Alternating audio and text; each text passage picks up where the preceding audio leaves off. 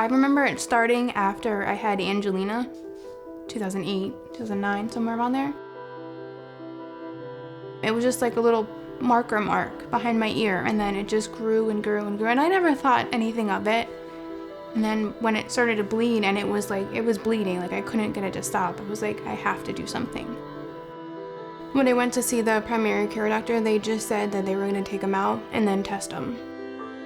They actually called me on the phone and told me that I had stage 4 cancer, melanoma. It was the worst day of my life. I called my mom, well, my dad, and I said, I need to talk to you and Mom. And we went over to their house, and my mom fell to her knees and started crying.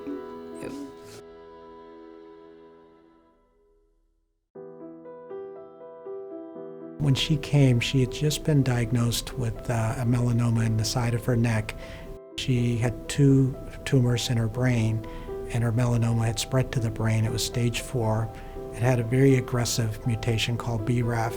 At the time, a stage 4 melanoma, BRAF positive involving the brain, had a 6-month prognosis. Everything's running through your head.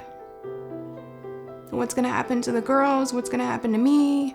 Her case was a very complicated case, and it was very difficult because she was a 27-year-old young mother with 2 beautiful children. And I remember when she came to us, she was asking, like, why me? I'm only 27. I saw Dr. Nair, and he had some tests done, found out that there was some spots in my brain. I had some spots in my lung and my liver. The standard treatment at the time in early 2013 did not offer much hope. As luck would have it, or as prayers would have it, we became one of the 8 sites chosen for the phase 2 study with anti-PD-1 with nivolumab. They suggested going on a clinical trial. It would boost my immune system, that my immune system would fight off the cancer. She was so willing to work with us, and when you enroll in a clinical trial, there is a lot of expectations as well. There is a lot of appointments, there is a lot of visits, and she was working 2 jobs at that time as well. She wanted to continue taking care of her family. Not only did she have to worry about an aggressive cancer spread to the brain, she at that time was working for a small company that did not insure her.